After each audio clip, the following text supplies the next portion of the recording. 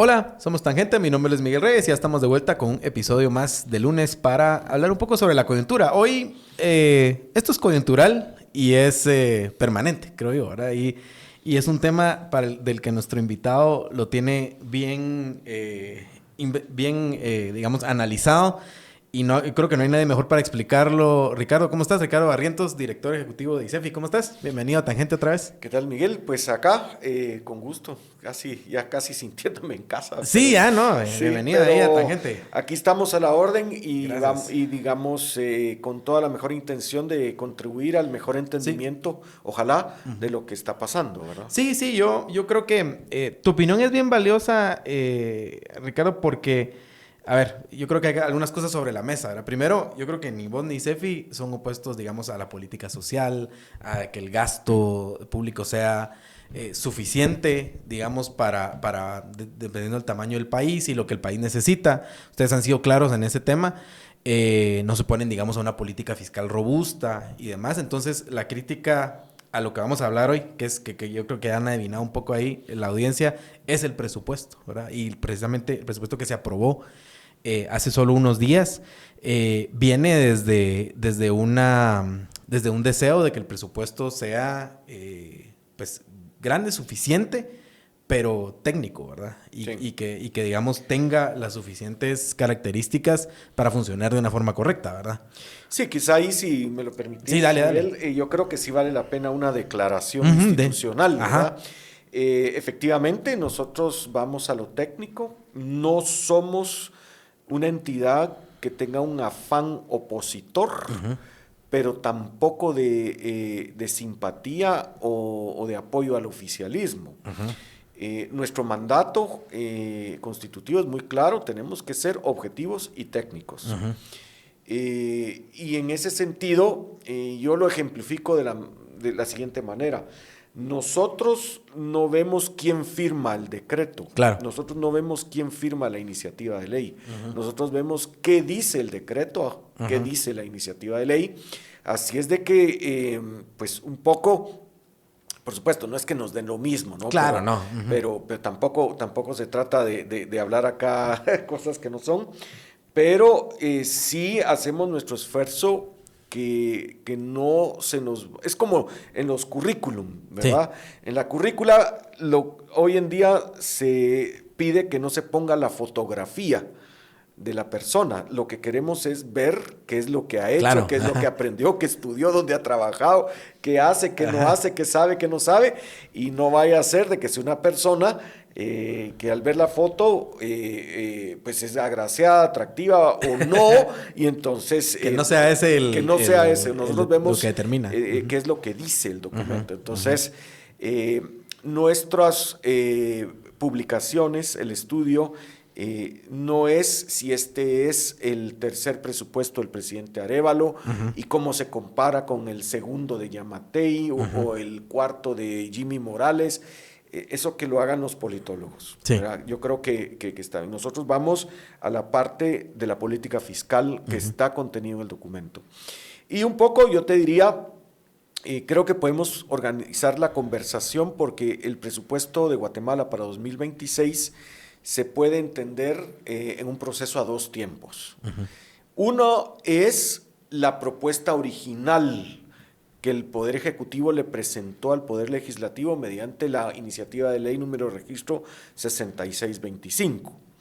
Y otra es el presupuesto que terminó siendo aprobado, que prácticamente no tiene cambios respecto a lo que dictaminó la Comisión de Finanzas Públicas y Moneda, que nosotros ya dijimos en un comunicado que publicamos la semana pasada, que ahí se introdujeron alteraciones de gran magnitud, importantes, y que no es tan sencillo, tiene un montón de, llamémosles, complejidades de laberintos técnico-jurídicos y técnico-financieros.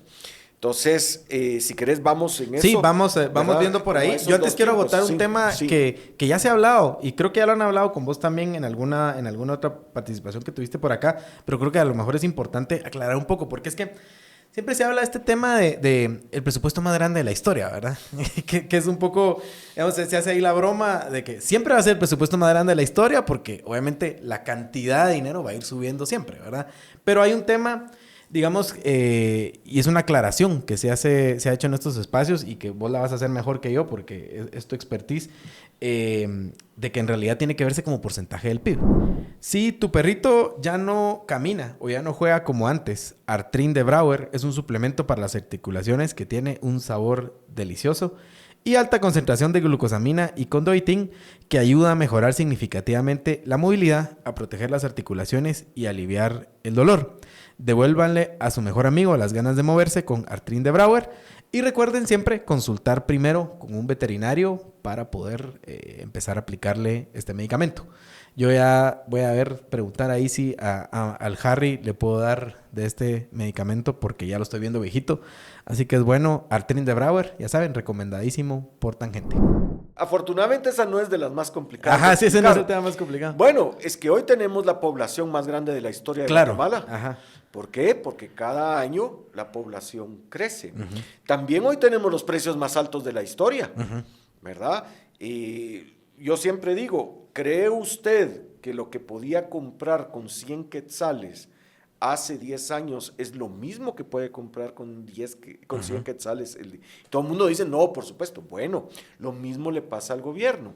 El Ministerio de Educación cada vez tiene que atender a más niñas y niños.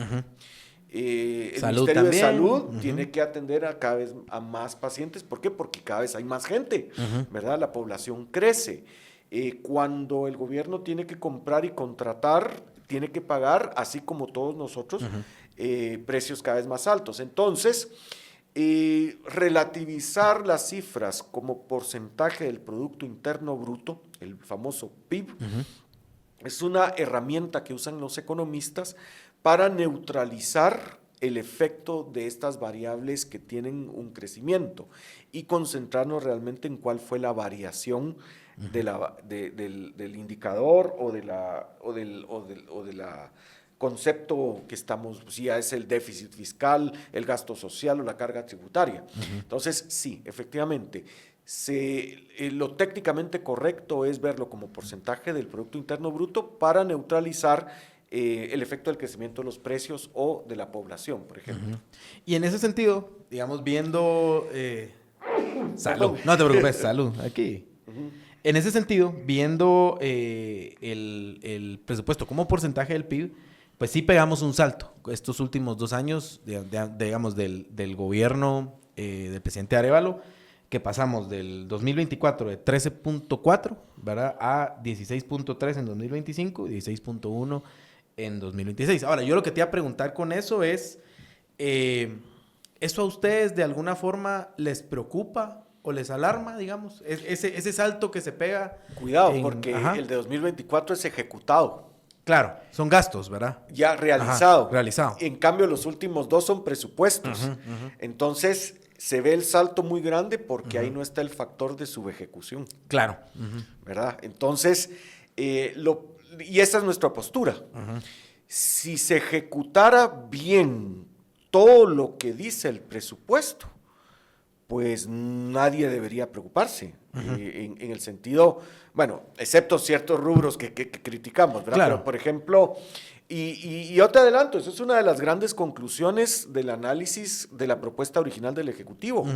Ahí estaba iniciar con la línea 1 del metro de la ciudad capital, la modernización de los puertos Santo Tomás de Castilla y Puerto Quetzal, la modernización del aeropuerto internacional Aurora, la construcción de 20 farmacias grandes en el programa de abastecimiento de medicamentos, de acceso a medicamentos del programa. O sea, pero el problema es que digamos, lo que está haciendo el sello de la administración Arévalo es una dificultad para ejecutar sus presupuestos.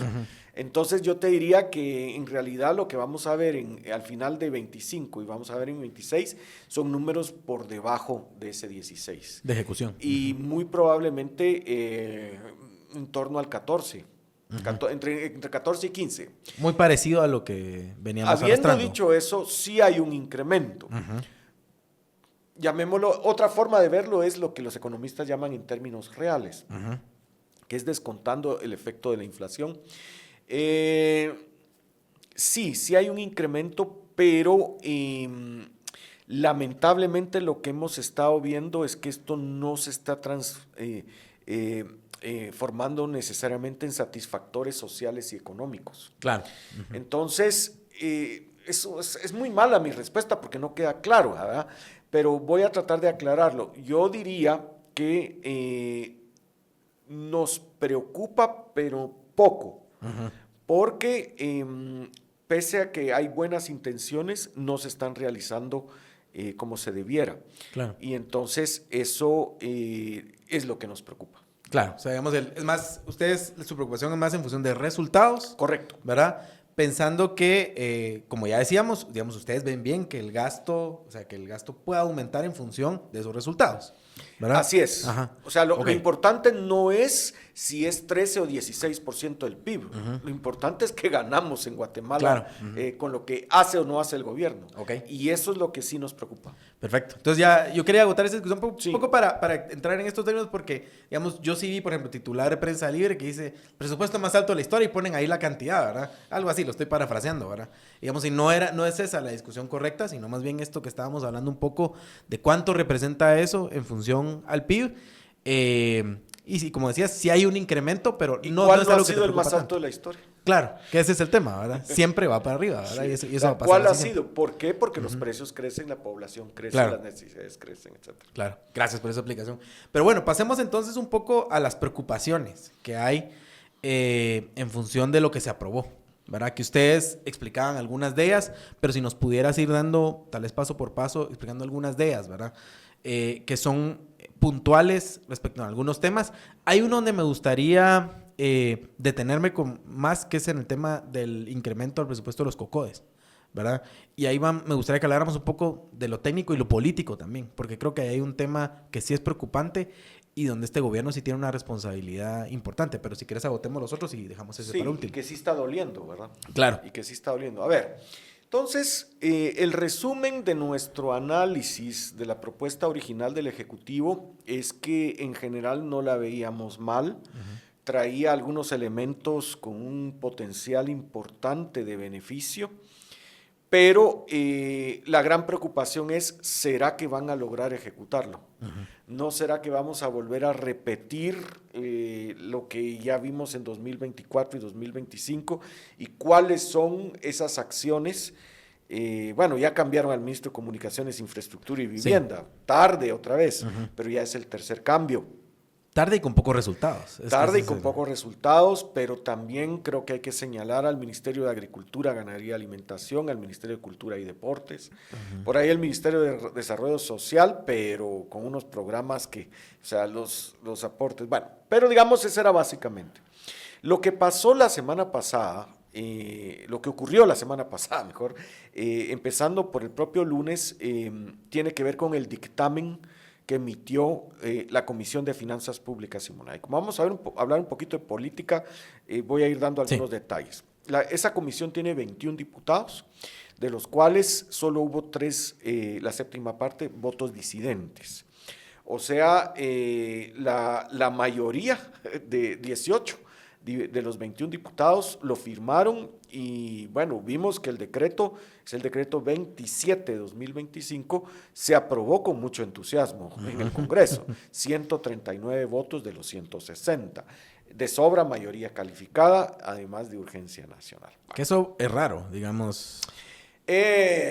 Cuidado, porque pareciera que está siendo más común. Ahora es más común, eso. Pero antes era, porque siempre, digamos, la lógica, esto dentro de los congresos es, el presupuesto es, primero, la carta de intenciones del gobierno y la oposición lo utiliza como carta de negociación, primero, y segundo, como, bueno, te lo apruebo o no te lo apruebo en función de cómo estén las cosas en el país. Pero ya eso en Guatemala se ha ido borrando poco a poco.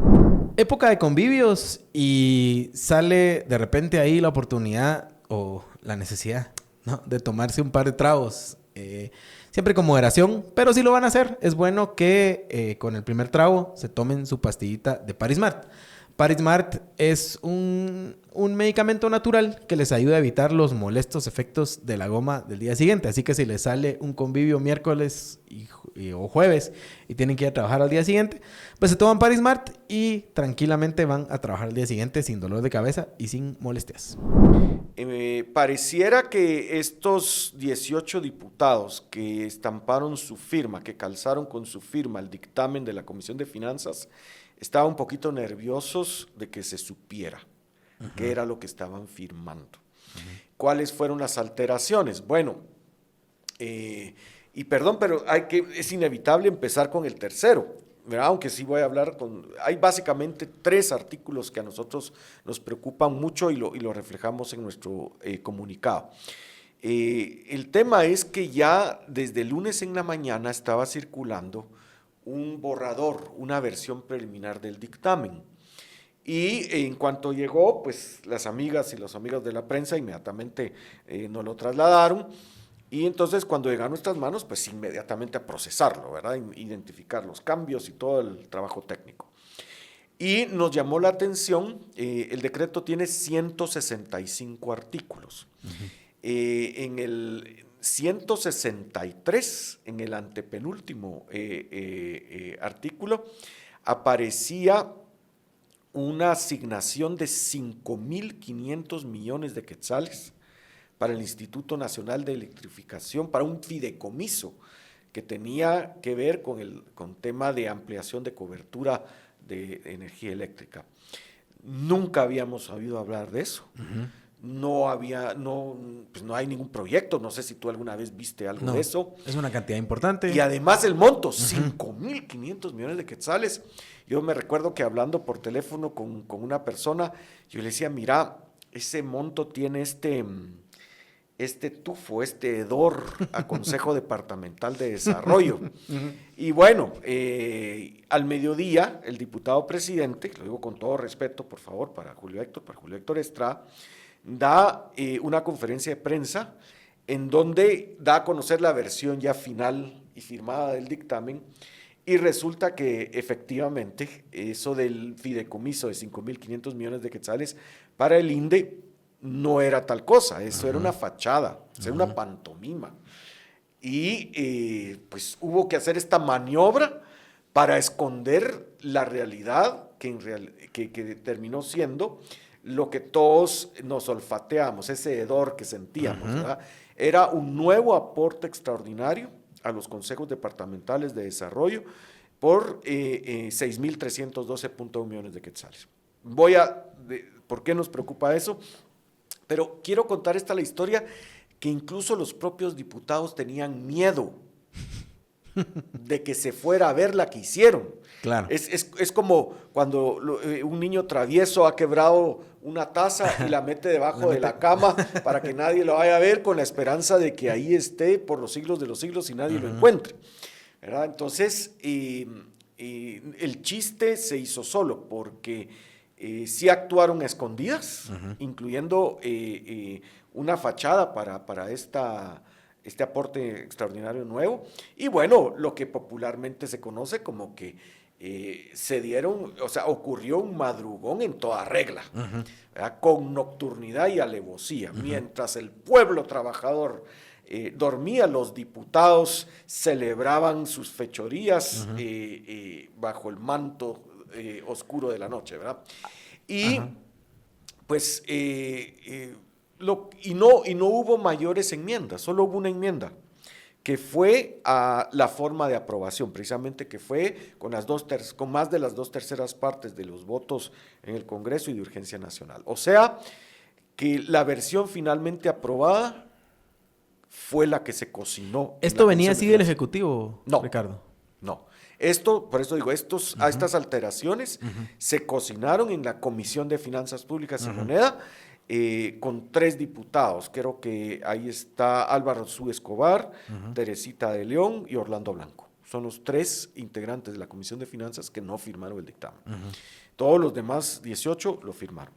Entonces, incluso había temor de que se supiera que se estaba haciendo, como que no iba a ser público, ¿verdad? Claro. Ahora, son decenas de artículos los que se modificaron, pero a nosotros nos preocupan especialmente tres. Uno es el artículo 121. Este artículo lo que tiene es un listado de proyectos de inversión pública en infraestructura a cargo de varias dependencias del Ministerio de Comunicaciones, Infraestructura y Vivienda y del Ministerio de Gobernación, que suman poco más de 780 millones de quetzales.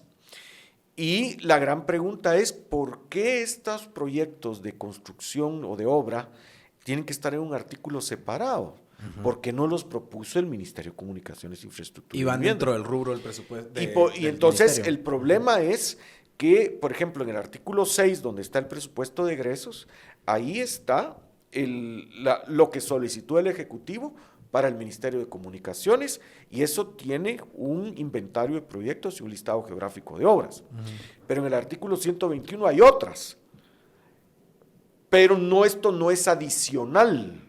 Esto es con cargo a lo que está acá. Y lo que dice el artículo es que los ministerios tienen que hacer las readecuaciones necesarias, es decir, tienen que dejar de hacer proyectos de los que originalmente propuso Arévalo y su equipo y su gabinete para darle cabida y prioridad a los que están en el artículo 121. ¿Y cuáles son? Viéndolos, ¿tenemos alguna idea de por qué? Sí, y ahí está el listado, incluso en el anexo, pues ahí están todos los proyectos y, por ejemplo, lo que vemos es que son proyectos cuya formulación técnica está incompleta, es débil o ni siquiera se han formulado. Por ejemplo, un proyecto de obras tiene que tener un código y ya tuvo que haber sido revisado y evaluado en el Sistema Nacional de Inversión Pública, el famoso SNIP, ¿verdad? Hay algunos que tienen código de SNIP, otros que no. Entonces, lo que uno empieza a leer, a ver, pero es que esta no es la primera vez que vemos esto, Miguel. Pues si esto es lo que siempre han hecho los diputados, y así es como se ha canalizado los caudales de la corrupción.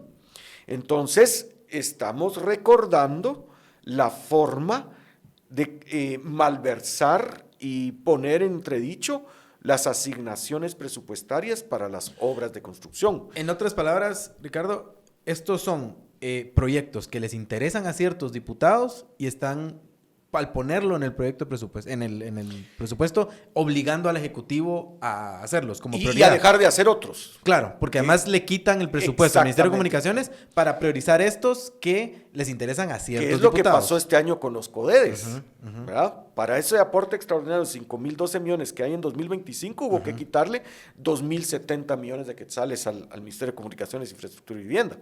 Entonces, sí, ese es lo primero que nos llamó la atención, y uno lo que entonces percibe es que esos proyectos posiblemente son de interés de alguien, posiblemente diputados distritales o del Estado Nacional o alcaldes o vení vos a saber a quién. Y ahí, no dice quién es el padrino de cada proyecto. Pero digamos, viendo dónde están ubicados y todo, se podría tener una idea. Empieza uno a pensar en ciertas diputadas distritales, ciertos diputados distritales, ciertas alcaldesas, ciertos alcaldes. Es el artículo 121. Suma 782 millones de quetzales. Luego tenemos el artículo 152. Y pues con todo respeto también lo digo, esto no sé por qué trajo a mi memoria cómo funcionaba la Comisión de Finanzas Públicas y Moneda en 2008. ¿Y por qué 2008? Bueno, ¿quién era el presidente de la Comisión de Finanzas Públicas y Moneda del Congreso en 2008? Era don Manuel Valdizón. Se dice también con todo respeto, pero esos son los hechos. Y básicamente Valdizón se hizo famoso porque en los dictámenes de la Comisión de Finanzas, él casi que creó e instituyó el mecanismo de aportes directos a organizaciones no gubernamentales, a fundaciones, asociaciones, pero lo que hacía era una mezcla entre organizaciones perfectamente legítimas y prestigiosas, que la Fundación Margarita Tejada, que atiende a niños con capacidades especiales, los bomberos, ahí está, digamos, la unidad de cardiología, la de enfermos renales, o sea, hay todo un listado, digamos, de verdad, y hay un total de 158 de estas aportes directos a organizaciones, pero empiezan a aparecer organizaciones que nadie sabe quiénes son. Aparecieron ahí y en corrillos empezaron a decir, no, es que esta es la ONG del diputado tal, esta es la ONG de la diputada tal. Lo que pasa es de que tal diputado condicionó su voto a que se le dieran tantos millones a esta ONG. Y entonces, vuelta a este mecanismo perverso de malversar fondos a través de aportes directos a un grupo en donde está uno a la par del otro, casi indistinguibles, una legítima y una posiblemente ilegítima. Casi que las ponen intercaladas para que se pierdan ahí Lo que, digamos, no es de la época de Valdizón era el monto.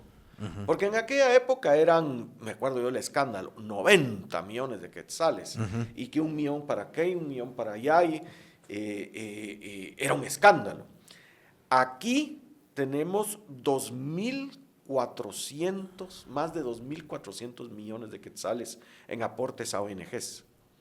O sea, el escándalo era ser un Entonces, poquito mayor. Yo lo he dicho en radio y televisión y lo repito en estos micrófonos, ni Valdizón se atrevió a tanto. O sea, Valdizón quedó como un nene de primera comunión, jamás se atrevió a tanto. O sea, logró tener el pudor en los montos y el cuidado y no herir tanto al erario nacional. Y otra vez, esos 2.400 millones de quetzales no son adicionales. Como se aprobó es a cuenta de las asignaciones presupuestarias de los ministerios. Dependiendo qué supuestamente hagan, porque hay unas que dan medicamentos, entonces le quitan a salud. Exactamente, y están ya ordenadas por ministerio, o sea que están incluso identificados los ministerios cuyas asignaciones de presupuestos se van a canibalizar. ¿Ya? Luego, el tercer artículo es el... Sí, tengo un rapidísimo. Sí. Esto es muy difícil de fiscalizar, ¿verdad? Totalmente. El gasto en estas ONGs, que ese es otro de los problemas, porque digamos, alguien diría, bueno, y si estas ONGs hacen algo, pero el problema es que no lo podemos fiscalizar, o no se puede fiscalizar tan fácilmente, y en todo caso esos fondos estarían mejor en un ministerio, en donde es más fácil seguir el rastro del dinero. Nosotros siempre hemos y dicho, la de ejecución. hecho, la ley orgánica del presupuesto en su artículo 32 prohíbe estos aportes. Pero, como el Congreso es soberano, claro, acá es como usar deuda pública para financiar gastos de funcionamiento. Eso está prohibido en el primer párrafo del artículo 61 de la Ley Orgánica del Presupuesto. Pero el Congreso pone un artículo de excepción por esta única vez, pero esta única vez ha ocurrido todos los años, por décadas ya. Y entonces acá es, ministro tal, el Congreso le ordena darle el dinero a esa ONG. claro. Firme usted ahí alguna cuestión ahí para que rinda cuentas. La Contraloría lo irá a revisar, pero es mejor pedir perdón. Y ya sabemos cómo funciona la Contraloría también. Ya. Pero perdón que te interrumpí, vamos Sí, al tercero, entonces, sí. Pero fíjate que lo más complicado es que si metes una norma draconiana así malintencionada para bloquear la ejecución de estas ONGs espurias, te pasas llevando de corbata a las legítimas. Claro, ahí se van los bomberos, ahí se van por ejemplo, los que están decías. las organizaciones que operan los centros de atención a las mujeres víctimas de violencia, los CAIMUS. Entonces, es muy perverso, es muy astuto, por cierto. Sí, eso hay que decirlo, ¿verdad? Aquí no estamos hablando de personas brutas, tontas o estúpidas. Aquí son genialidades, pero con una perversidad. Y lo peor es que esto no es nuevo. Entonces, acá lo que vemos es que la Comisión de Finanzas con este dictamen y el Pleno del Congreso, al aprobarlo con semejante entusiasmo, y el silencio otorgador del Ejecutivo, es que se reincide de una manera aumentada, o sea, agravada, en una práctica que ya es bien conocida como opaca y uno de los espacios y canales mejor conocidos para la corrupción, el abuso y la malversación. Y aquí hay que decir algo, Ricardo, que ahí está, o sea, así se compran los votos. de los diputados. Pero claro. O sea, es a través de los COCODES porque sabemos que, bueno, primero viene presión de alcaldes, ¿verdad? Y ese dinero va a dar a los municipios de donde vienen muchos diputados. Pero digamos que no sos un diputado o una diputada que, ay, eso de los consejos de desarrollo, miren, eso sí, es que muy sos de lista complicado, nacional, por ejemplo. y no además tenés- la gente ajá. la tiene uno encima que quiere la obra. No, ¿sabe qué? Mi prima tiene esta ONG, démele 12 millones ahí, mejor. Yo me quedo ahí. Más fácil de Más ejecutar, más no hay fácil, que pasar mire, por todo el proceso. y además ellos atienden unos viejitos, Claro. así era en Petén, ¿no? Ajá. Sí, y llevamos unas abuelitas ahí que le den sus comiditas, su atolito, y los millones nos lo quedamos y Ajá. atendemos a las viejitas. Así es que además nos van a aplaudir. Claro. Esta mueca que estoy Sí. haciendo acá, pues lo malo es que es real. Claro. Ujú. Ese es lo malo de esta mueca que estoy haciendo, es que es real, ¿verdad? Entonces, eso es una forma y la otra es la del artículo 163 que ya mencioné. ¿Y cuál es el problema con estos consejos de desarrollo? Bueno, primero, en principio los consejos de desarrollo no tienen nada de malo. Sí. De hecho, si sos de pensamiento de derecha, pensás en federalismo fiscal y digamos tenés una suerte de pensamiento económico como el de Corea del Sur, pues el sistema de consejos de desarrollo como modelo de descentralización o federalismo fiscal es fabuloso, pues. Sí, en papel. Si uno lee la Constitución Política de la República, si uno lee la Ley General de Descentralización, el Código Municipal y, por supuesto, la Ley de Consejos de Desarrollo Urbano y Rural, de lo que dice ese texto, pues cualquiera se convence que es una maravilla. Sí, digamos, Claro. era una forma de democratizar los recursos del inversión Estado, pública. la inversión pública, Sí. acercarla a la gente para que la gente decidiera en qué quería invertir el dinero Y en su región. Mal que bien, a veces más mal que bien, pero muchas veces más bien que mal. Así funciona. Porque el sistema es un sistema jerárquico vertical que empieza en la comunidad, el Consejo Comunitario de Desarrollo, el COCODE.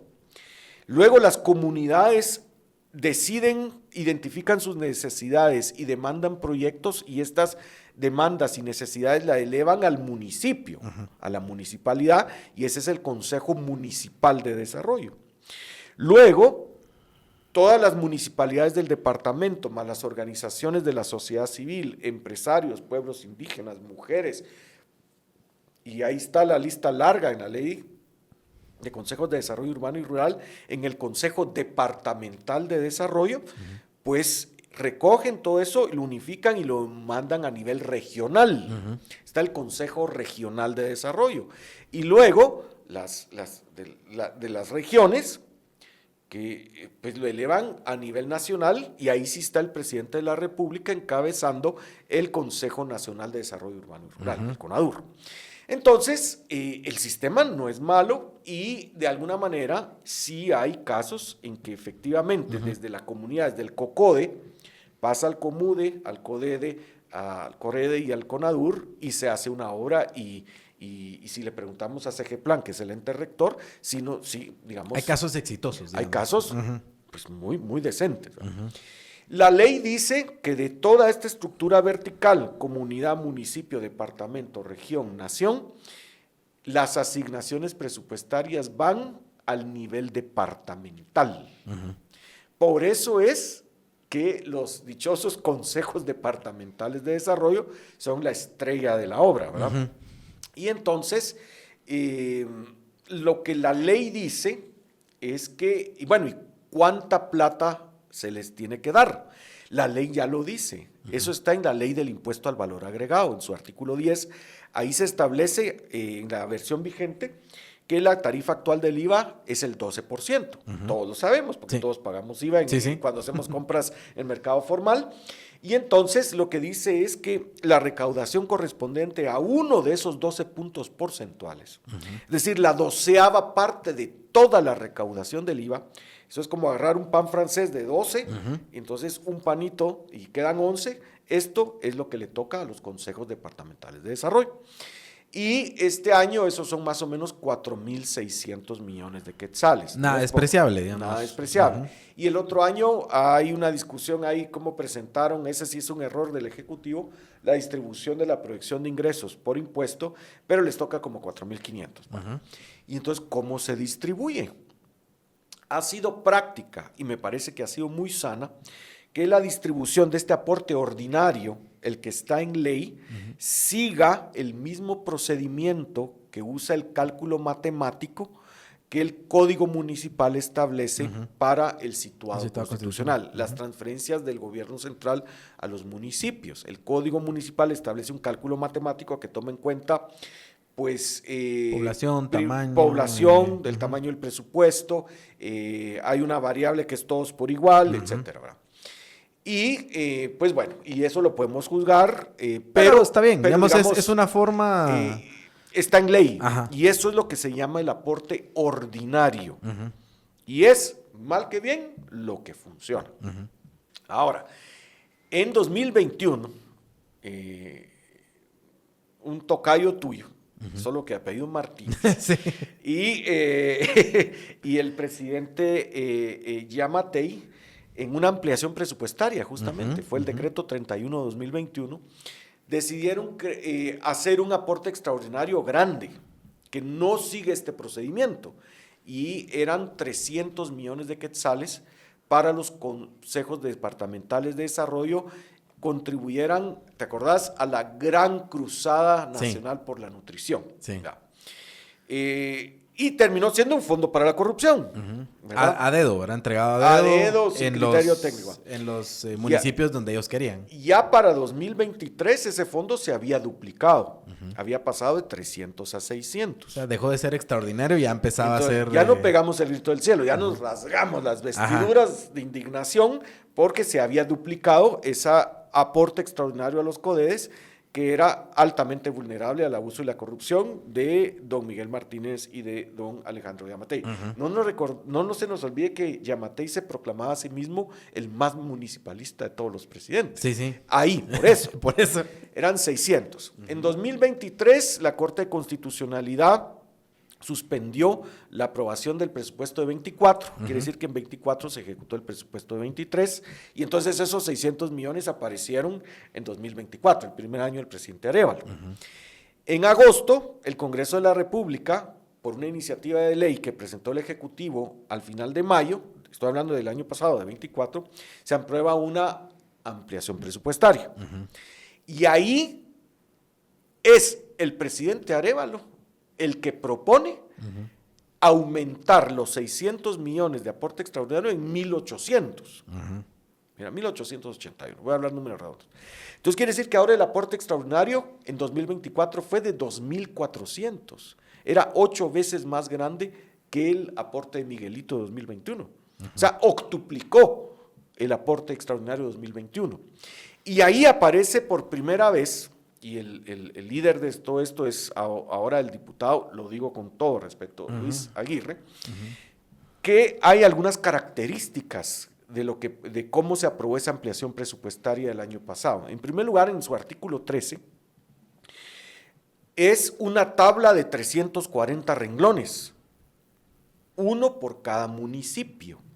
Entonces, este aporte extraordinario de 1.881 no se distribuye usando el cálculo matemático del Código Municipal, sino que los diputados discrecionalmente dijeron a qué municipios se les da más, a qué municipios se les da menos. Básicamente a dedo, Nosotros tratamos de correlacionar la estructura por municipio, ese artículo 13 de la ampliación presupuestaria del año pasado, eso fue el decreto 17-2024, con indicadores de pobreza, necesidades básicas insatisfechas, nada pegó. No cumplía nada.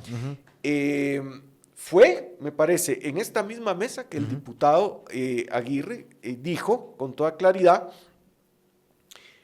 que dejáramos de buscar criterio técnico. Sí. Fue político. ¿Por qué? Porque los diputados decidieron qué hacer. Y ojo, los diputados no forman parte de los consejos departamentales de desarrollo. No. Lo preside La gobernación departamental lo integran los alcaldes, los diputados distritales no tendrían absolutamente nada que ver. O sea que cualquiera los podría acusar incluso de abuso de autoridad por meterse en la gestión de los consejos departamentales. Tal vez pueden gestionar recursos para el distrito. Eso sí. Pero no gestionar, porque un poco la idea es el aporte ordinario, eso que lo vea la gobernadora, pero el aporte extraordinario es nuestro, claro. Porque nosotros decidimos. Y porque yo lo gestioné, yo hice la negociación. Entonces, y yo lo llevo a mi distrito. Recordemos que en el sector público solo se puede hacer lo que la ley permite, ¿no? Ahora, aquí hay que decir algunas cosas, que es que lo que se ha visto a lo largo de estos años es que los intereses de los diputados están ahí por distintas razones, pero algunos es aquella famosa frase del diputado constructor, ¿verdad? O del primo, o el hermano. Yo no sé si ustedes se dieron cuenta, pero ahí sí fue, estoy seguro, en esta mesa, que el diputado Aguirre dice que él tiene unas empresas que se dedican a hacer eventos y que los contratan las municipalidades. Pero, a ver, yo no me he puesto a revisar los registros, el registro mercantil, pero el diputado dijo que era su empresa. Pero ahí hay un conflicto de interés terrible. Y ese es un ejemplo. Ese es un ejemplo, y esto tenemos años de estar hablando del famoso... El tema clásico es el diputado constructor, ¿verdad? Que el primo es el dueño de la empresa de construcción con el que van a hacer el mercado, con el que van a construir. Y la ley electoral de partidos políticos y la ley de contrataciones del Estado tienen disposiciones que intentan frenar esto, pero por supuesto no se cumplen. Bueno, entonces... primero, la distribución geográfica fue con criterio político. A los alcaldes y a los diputados que me doblen la rodilla y que se me cuadren y que estén aliados, les doy más. Y a aquellos que sean opositores o no sigan mis líneas políticas, les doy menos. Y así se hizo. Luego, la discusión, pero además era evidente que no se iba a ejecutar. Porque esa ampliación presupuestaria, el decreto 17/2024, se aprobó el 27 de agosto. O sea que les quedaba septiembre, octubre, noviembre, diciembre. En 4 meses no iban a ejecutar una cosa que era 8 veces, que triplicaba los 600 millones, era 3 veces más grande de los 600 millones iniciales, y que no habían podido ejecutar en 8 meses. El triple no lo iban a hacer bueno. Entonces... ahí empieza a aparecer la disposición que lo que quedara sin ejecutar de eso, lo podían ejecutar en 2025. Y esa es una contravención a lo que establece la Ley Orgánica del Presupuesto, el artículo 38. Entonces, ese es como el pecado original de todo esto, la ampliación presupuestaria, ese artículo 3. La ampliación presupuestaria no era toda mala. Por ejemplo, empezó a corregir el cálculo de los ingresos tributarios, pero como estamos hablando de CODEDES, ahí está el pecado original. Luego, en noviembre, cuando se aprueba el presupuesto de este año, vuelven a hacer lo mismo, solo que ya no son 1.800 millones, ya son 5.012 millones de quetzales. La misma cosa, ¿verdad? Luego está el decreto 7/2025. Eso es lo otro que quería. Entonces, esto que aprueban los diputados en el artículo 163 ya hace tendencia. Porque es el tercero de estas acciones. O sea, ya hay 3 artículos en la legislación que distribuyen por los 340 municipios un aporte extraordinario. Está el artículo 13 de la ampliación presupuestaria, decreto 17/24. Está el artículo 129 del presupuesto de 25, el decreto 36/24. Y ahora el artículo 163 del presupuesto del otro año, el decreto 27/25. El problema, primero, de la distribución, digamos, del criterio político antitécnico de la distribución. A mis amigos y simpatizantes políticos les doy, a mis adversarios políticos les quito. No se vale que con nuestra plata, porque es el IVA, por Dios, es el IVA, es el impuesto al valor agregado, estos diputados decidan como que si fuera de ellos la plata. No es de ellos. El aporte extraordinario no es de los diputados distritales, ¿verdad? Tampoco es de los alcaldes, es de nosotros, ¿ya? Entonces deciden de una manera, digamos, siguiendo intereses político-partidarios, la distribución geográfica. Y segundo, son montos tan altos que la capacidad de ejecución demostrada por los consejos departamentales de desarrollo en 2024 y 2025, en 2024 no ejecutaron lo que aprobó. Se quedó para este año. Y además le montan 5.000 millones. A la fecha llevan 41% ejecutado. Y del aporte extraordinario no llevan ni 22%. Y eso, digamos, por el lado del porcentaje de ejecución. O sea, no tienen capacidad para ejecutar esos volúmenes de dinero. Pero la otra cosa que te quería preguntar, también para que la audiencia lo escuche, es la calidad de ese gasto. Claro. ¿Verdad? Porque eso, digamos, claro, no vas a tener como los ejemplos concretos, pero ¿qué capacidades hay para que lo que se ejecute efectivamente? Entonces, el 41% sí se traduzca ese en puente desarrollo. que se acaba de caer ahora en el invierno en Quiché.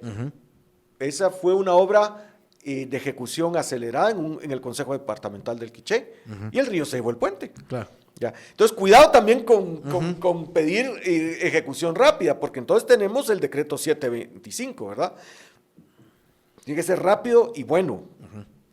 ¡Hala, qué exigente! Sí, hombre, es nuestra plata. Sí, nuestra plata. No me friegue, claro exacto. que tengo todo el derecho de exigir, que lo haga bien y rápido.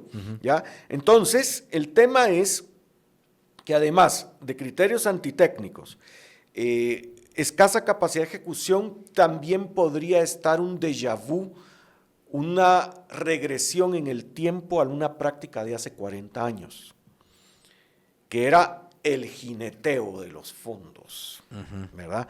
La ley orgánica del presupuesto es el decreto 101/97, fue aprobada en 1997 y como ya mencioné, tiene artículos que justamente prohíben hacer lo que se está haciendo. Si yo tengo un dinero para una obra que no termino de ejecutar, entonces al final del año tengo que devolver el dinero al fondo común. Eso está totalmente malentendido. Muchos dicen, es que así no se puede ejecutar obra multianual. Falso. Eso es decir eso es demostrar ignorancia. ¿Por qué? Porque tanto la Constitución Política de la República, la Ley Orgánica del Presupuesto y la Ley de Contrataciones del Estado dicen cómo se debe hacer la obra multianual. Usted planifica multianual con asignaciones presupuestarias anuales. Pero como no hay planificación, a ver, el año pasado en la Comisión de Finanzas yo tuve un debate con el diputado Luis Contreras, quien va a ser el presidente del Congreso el otro año, y me decía, mire, lo que pasa es que usted ignora cómo funcionan acá las cosas en la provincia. Es diputado distrital, San Marcos. Mire, nosotros como trabajamos es primero tenemos el dinero y luego planificamos. Así lo hacemos nosotros. Y yo le dije, pues qué raro, ¿verdad? Dichosos porque son los únicos que pueden hacer eso. Sí, y obviamente no pueden, porque las obras. Entonces, primero se hace el plan. Entonces, ¿qué es lo que pasa? ¿Por qué? Porque como no tienen una buena planificación, las asignaciones presupuestarias anuales no las terminan usando, no les alcanza. Claro. Eso es un tema de capacidad, ¿verdad? Pero lo que puede estar ocurriendo también es que aunque yo tenga el plan, yo intencionalmente no ejecuto la obra. Y yo lo que quiero quedarme es con el dinero. Incluso lo que hacían los alcaldes antes de 1997, en los años 80, es que agarraban el dinero de la obra y lo iban a poner a un banco, lo invertían en un banco con el usurero, el agiotista del pueblo. Generaban intereses, ¿verdad? Por eso es que hay otras normas respecto a los intereses, ¿verdad? Entonces se quedaban con los intereses y el dinero de la obra lo restituían a las cuentas de la municipalidad. Y al final del año caía la Contraloría. Yo no me he robado nada. Pues sí, no pasó nada. Ahí está el dinero, ahí está el dinero, mírelo, cuéntelo. Venía el siguiente año, agarraban el dinero, lo metían al banco, generaba intereses, se terminaba el año, lo sacaba y ahí otra vez, yo no he robado. ¿Y cuándo paraba? Porque era como un caballito saltando obstáculos, ¿verdad? No estoy diciendo a los diputados que les digan jinetes. No. Ninguna alusión a jinete de nadie. Era una práctica. Sí, el jineteo de los fondos, ¿verdad? Y entonces, ¿cuándo paraba este caballito saltarín? El año electoral. Porque entonces llegaba el año electoral y entonces se ejecutaba la obra. Claro. Medio mal hecha, ¿verdad? Pero para que se viera que ahí estaba. Y además le quedaba el guardadito de los intereses para financiar su campaña. Y así se reelegía el alcalde. La ley orgánica del presupuesto, cuando se aprobó en 1997, prohibió esa práctica. el decreto 725, el decreto de la ampliación presupuestaria y el decreto del aporte extraordinario en el presupuesto y el artículo 54 del decreto aprobado la semana pasada, del presupuesto aprobado, lo que son excepciones a estas prohibiciones. Y dicen, por una única vez y solo para los consejos de desarrollo, les vamos a permitir que se queden con el dinero. Entonces, vamos sumando. Nosotros creemos que de los aportes de 24 y de 2025, que suman 12.300 millones en el presupuesto actual, van a dejar de ejecutarse 5.820 millones. Podemos discutir esa estimación, puede ser más alto o más bajo, sí, pero si quieren trabajemos con ese número. Sí. Luego tenemos el aporte ordinario del otro año, que son 4.500. Y luego el aporte extraordinario que metió la Comisión de Finanzas, que son 6.300. Eso suma 16.600 millones en 2026. Eso es más grande que el presupuesto total del Ministerio de Salud Pública y Asistencia Social. Más que duplica el presupuesto total del Ministerio de Comunicaciones, Infraestructura y Vivienda. El Ministerio de Comunicaciones tiene un presupuesto de 7. Los CODEDES van a tener 17. Eso es más grande que los presupuestos juntos del Ministerio de Gobernación y del Ministerio de la Defensa. Aquí hay una cosa en Guatemala, es que los militares se llevan todo el dinero. No. Los policías, el Ministerio de Gobernación más el Ministerio de la Defensa van a tener menos dinero que los alcaldes, que los CODEDES. Y nuestras estimaciones es que ¿cuánto se van a ejecutar de esos 16.600? Lo mismo este año. O sea, digamos... 5.600 más o menos. Solo hablando dejando aparte la corrupción, ¿verdad? Solo el tema de ejecución, ya claro, ustedes ven un problema en decir, es que ni siquiera se lo pueden gastar. O sea, ¿para qué les dan tanto si no se lo pueden gastar? Y entonces con eso, de 16.600 van a tener el otro año. A eso van a ejecutar unos 6.000 el otro año. O sea, y por el decreto 725, ya para el año electoral 2027, ahí va ya un guardadito de 10.000 millones. Más el aporte extraordinario de ese año, van a ser como 6.000, 16.000.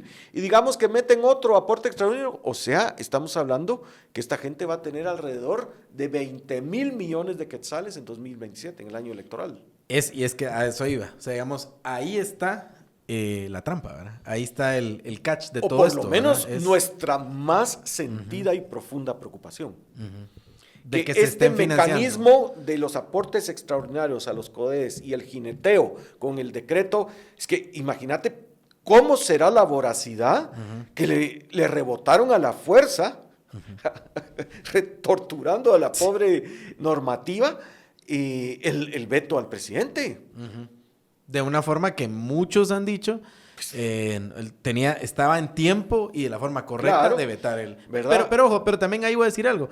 Y es que esa propuesta, claro que del Congreso salió retorcida y aumentada. Pero la propuesta original venía del Ejecutivo. Sanabria y de Victoria Godoy Parada. Perdón, pero ellos lo propusieron primero. De hecho, el decreto 725 lo único que hace es copiar 2 artículos y con una que otra modificación de la iniciativa de ley de Sanabria y Godoy. Es que esa es la verdad y hay que decirlo. Ahora bien, el presidente intentó hacer lo correcto, pero ¿cómo será la voracidad? ¿Verdad? Y entonces ahora entendemos por qué ese afán de que no enseñar, ojo, al mejor estilo de Manuel Valdizón todavía. Yo me recuerdo que decían que Valdizón era el de los dictámenes calientitos. Sí. Porque no daba ni tiempo a fotocopiar todo el dictamen y entonces al pleno llegaban las copias calientes de todavía de la fotocopiadora, la impresora.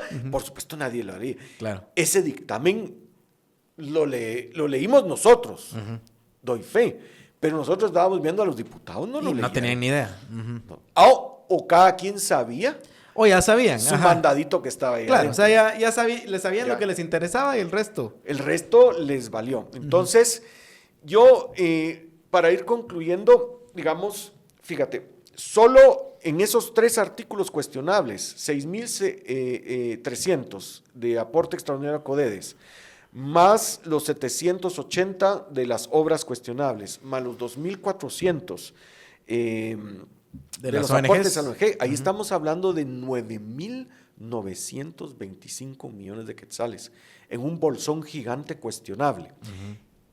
Ya con eso, pero no fue una ampliación presupuestaria. No, eso fue en el presupuesto. Eso es a cuenta de las asignaciones de los ministerios y las secretarías. O sea que lo que el Ejecutivo tiene que dejar de ejecutar en sus propuestas de la iniciativa original son 9.925 millones que vamos a ver que deja de ejecutarse por satisfacer los dulcitos de los diputados. Ahora, Ricardo, ¿esto es una victoria para el Ejecutivo? La aprobación de Si este ellos lo presupuesto. consideran como victoria, es que ya están muy mal. Porque están celebrando la corrupción. Y también a costas de su propio presupuesto, de su propia propuesta original. Claro. Entonces yo realmente hoy sí, digamos, yo tengo mis dudas en lo técnico que la línea 1 del metro sea viable. Y de lo del aeropuerto y lo de los puertos, sí. Pero con esto, definitivamente, yo ya casi me convenzo que no vamos a ver nada de eso. Hoy, un periódico impreso tiene una nota en donde dice que la ampliación del puesto Quetzal necesita la gestión de endeudamiento público adicional. Y que lo mejor que esperamos con todo y el cuerpo de ingenieros de los Estados Unidos es que a más o menos en julio, a mediados del otro año, van a empezar a gestionar el préstamo. ¿Y por qué no lo agarran de esos 9.925 millones que se recetaron los diputados? Deja el aumento de los diputados. Que también llora sangre, pues. Sí. No, ¿por qué no agarramos ese aporte a los CODEDES y componemos el puerto Quetzal? Pues sí. Ahí está el dinero. Ahí está el dinero. ¿Dónde está el dinero? Y que de todas formas no se lo pueden gastar. Dejemos de preguntar dónde está el dinero. Si está claro dónde está el dinero. Ahí está el dinero, sí. Ya, la pregunta es otra. ¿Qué van a hacer con el dinero? Esa es la pregunta. Ahora, Ricardo, hablando claramente como nos gusta hablar aquí, eso se hace para conseguir votos en el Congreso. ¿A cambio de qué? ¿A cambio de qué? Que esa es un poco la pregunta que nos hacemos siempre. La ley de aguas que está trabajando la ministra de Ambiente, la ley de la nueva ley de la niñez, ¿verdad? Con nuevas tipificaciones de delitos, la protección de las niñas y los niños. Ese tiene como 10 años, ¿verdad? La ley de lavado de dinero. La reforma a la ley de lavado de dinero. Porque si nos pusiéramos totalmente pragmáticos, a ver, pensando que estás haciendo esos aportes enormes a los diputados para que voten, que digamos, ya sabemos que aquí hay precedentes, ¿verdad? O sea, digamos, la ley Tigo, la ley Tigo, ¿verdad? Que ahorita está el tema, está comprobado que hubo las champurradas, como les decían, ¿verdad? Habían aportes extraordinarios que eran mordidas que les daban a los diputados para que aprobaran leyes.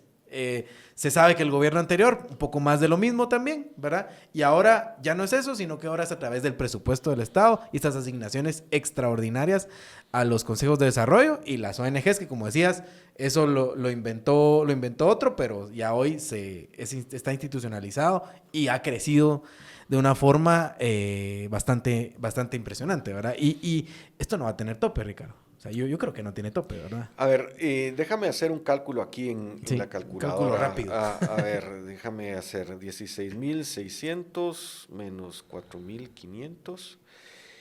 Solo en aportes extraordinarios del otro año, más saldo, son 12.100. Dividido los 300 de Miguelito de 2021. Hoy, el fondo de corrupción que creó Miguelito es 40 veces más grande. Ese fondo ha crecido 40 veces. Fíjate, en 2024 lo octuplicaron. En 2025 era 21 veces más grande. Hoy, ya en enero, ya es 40 veces más grande. Ya echen pluma a la audiencia de cómo va eso de aquí en adelante. Va, y entonces, ¿cuánto va a ser? Por eso es que yo hablo de un bolsón de 20.000 millones para 2027. Va. Pero digamos que nos sacamos el corazón del pecho y nos desalmamos totalmente y vamos al pragmatismo. Pues Consuelo Porras, ahí está todavía el Ministerio Público, pues. Es que eso, ese era un poco el tema que habíamos hablado aquí. No se cambió la ley orgánica del Ministerio Público para poder restituirla al presidente o hacer algo o que el Congreso la destituyera. Que ojo, hay perseguidos políticos, sabemos el estado en el que tienen... ¿Cuántos exiliados han regresado? Ninguno. ¿Cuántos periodistas, cuántos jueces, cuántos fiscales que están afuera por haber hecho lo correcto? ¿Cuántos han regresado? ¿Cuántos están de vuelta en su familia? Y hablemos de grandes reformas. Reformar la ley de contrataciones, por ejemplo.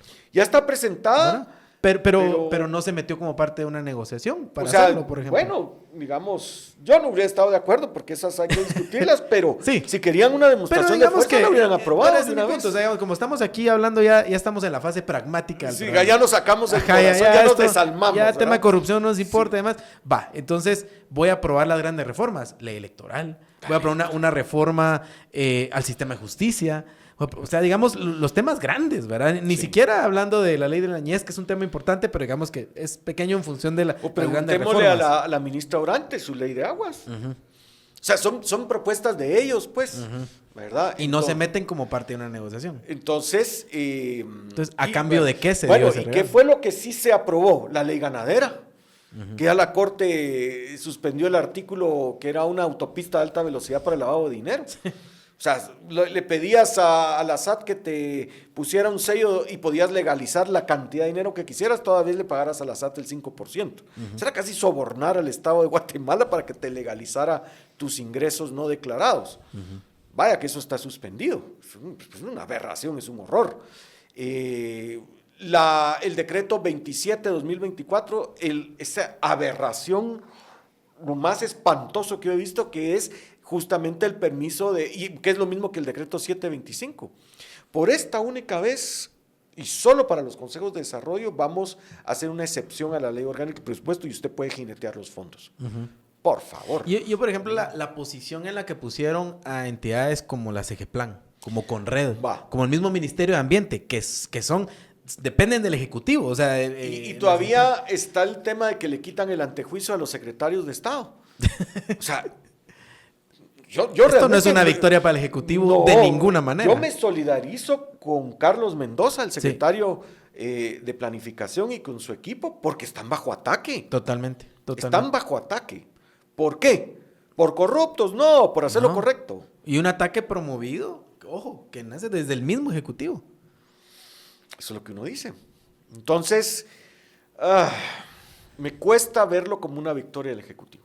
No hay por dónde. A menos que la victoria la estén viendo como solo el hecho de haber aprobado el presupuesto. Porque, digamos, por supuesto aquí nadie se está desalmando, ¿verdad? Pero ese personaje desalmado, descorazonado, del pragmatismo a ultranza y extremo, podríamos pensar que están comprando gobernanza. No, la gobernanza lo hubieran comprado sacando a Consuelo Porras desde enero del año pasado. Totalmente. ¿Verdad? Hay mucho por donde cuestionar, digamos, ¿verdad? Entonces, digamos, yo entiendo que lo de entregarle el control de la Agencia de Alianzas Público-Privadas al CACIF y a la Cámara Guatemalteca de la Construcción fue una negociación en 2010, cuando se aprobó la ley. Pero podés ver los matices de la negociación. Yo por lo menos no estoy de acuerdo con que el CACIF y la Cámara tengan una silla ahí. Pero en su momento hubo una negociación. Y si vemos la forma en que estaba la ley antes, pues habían 5 ministerios más Pronacom y de ahí la Cámara. Y entonces eran 2 contra 6 y si controlaban con Pronacom eran 3 contra 5. Ahora quedaron solo la ministra de Economía presidiendo, el ministro de Finanzas integrando, ya no preside, Pronacom y los 3 empresarios. Yo puedo entender que eso fue, digamos, hace 15 años una negociación. Claramente este año fue una negociación. ¿A cambio de qué? Es que ese es el tema. ¿Verdad? O sea, no es que no podamos... La política, en la política siempre se negocia y siempre ganás y perdés cosas, pero el tema es que están ganando. ¿Verdad? Es como la historia de Abraham Lincoln. O erradicaba la esclavitud o paraba la guerra de secesión. Esas son a veces las decisiones que tiene un político, ¿verdad? Entonces decidió erradicar la esclavitud y fue una carnicería. Seguir con la guerra. Fue una carnicería, ¿verdad? Entonces, es eso. Yo entiendo que un político algunas veces tiene que enfrentar ese tipo de situaciones. Pero bueno, abolir la esclavitud. Era un fin en sí, digamos. Al hombre se le recuerda por eso, no como un guerrerista contra los confederados del sur de Estados Unidos. Pues al hombre es el que abolió la esclavitud en Estados Unidos y cambió totalmente la estructura económica y social de todo un país. Dice uno. Y está la película esta que es espectacular, donde muestran los dos lados. Sí. Y que la negociación se da en una buhardía, en un altío, y cuidado, ven al presidente, porque el presidente no se tiene... O sea, podemos... O sea, tal vez no nos gusta este pragmatismo, pero valga el ejemplo de Abraham Lincoln, en que tenía que decidir entre abolir la esclavitud y parar la guerra de secesión. Pero ¿cuál es acá el gran salto adelante estructural que está costándonos un bolsón antidemocrático y posiblemente corrupto de 20,000 millones en 2027? Y luego pensando también, ¿qué se puede financiar con todo ese dinero que se pueda ir en los bolsones de corrupción? Porque digamos, ahí se pueden financiar muchas cosas, incluso en contra de los intereses de este gobierno o de cualquier otro gobierno. Pero es que el Ejecutivo ya no lo puso bien claro. Modernizar el Aeropuerto Internacional Aurora, la línea 1 del metro de la ciudad capital, la modernización y actualización de los puertos Quetzal y Santo Tomás de... O sea, todos sus proyectos de inversión que venían en el proyecto de presupuesto. ¿Cómo es posible que hoy el viceministro Suriano, lo digo con todo respeto, le tengo gran aprecio a Fernando, viceministro Suriano tiene que decir, mire, yo creo que vamos a empezar a hablar con los ingenieros del ejército gringo y por ahí, a mediados del año entrante, vamos a empezar a gestionar el préstamo? O sea, no van a hacer nada. Este año no van a hacer nada. Lo del metro, el otro día me estuvieron contando que eso está en humo, pues. O sea, yo no sé, de todo el proceso de formulación del proyecto ya habrán hecho el 15%. Claro. Entonces, pero ¿qué se podría hacer con 20,000 millones de quetzales o 9,925 millones de quetzales? Hay que ver la propuesta original. ¿Cuánto cuesta la línea del metro? Sí, o sea, yo creo que es que el tema es que no saben. Ajá. Es que ese pero con eso podrías hacer algo. No, pero por supuesto, ¿verdad? Entonces,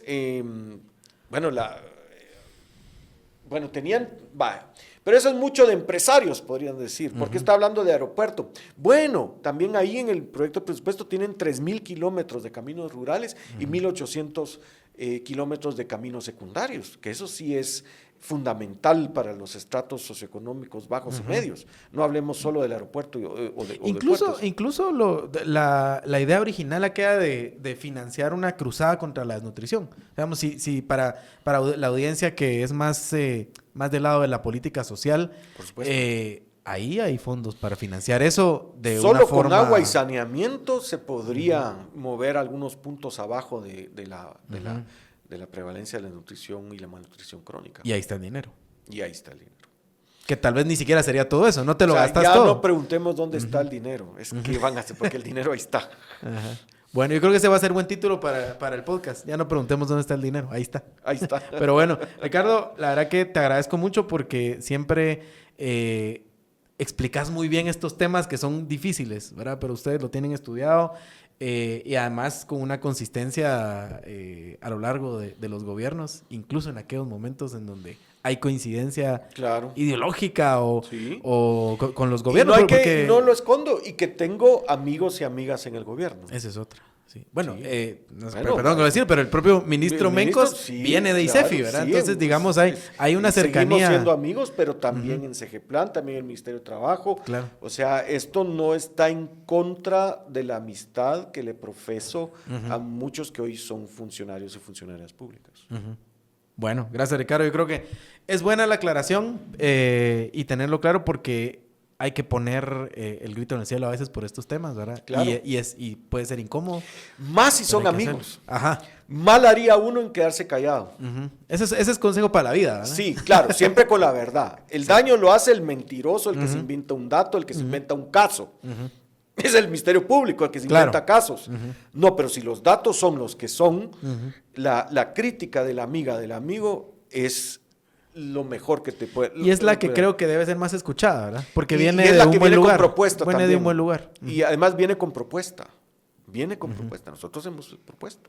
Pero bueno, gracias, Ricardo, y Muy espero que este espacio también te haya gustado porque da chance de explicar más, que a veces cuando vas a la tele y todo son 20, 15 minutos y quieren que expliques todo esto, pero aquí nos da chance de explayarnos un poco. Y eso que me prometí no usar el término juego de suma cero, que fue lo que pasó en la Comisión de Finanzas. Sí. Pero bueno, logré no decir eso. Muchas gracias. Y bueno, con eso cerramos este programa de lunes aquí en Tangente. Gracias, ahí denle like, suscríbanse. Mi nombre es Luis Miguel Reyes y ya saben, seguimos con más Tangente toda la semana. Adiós.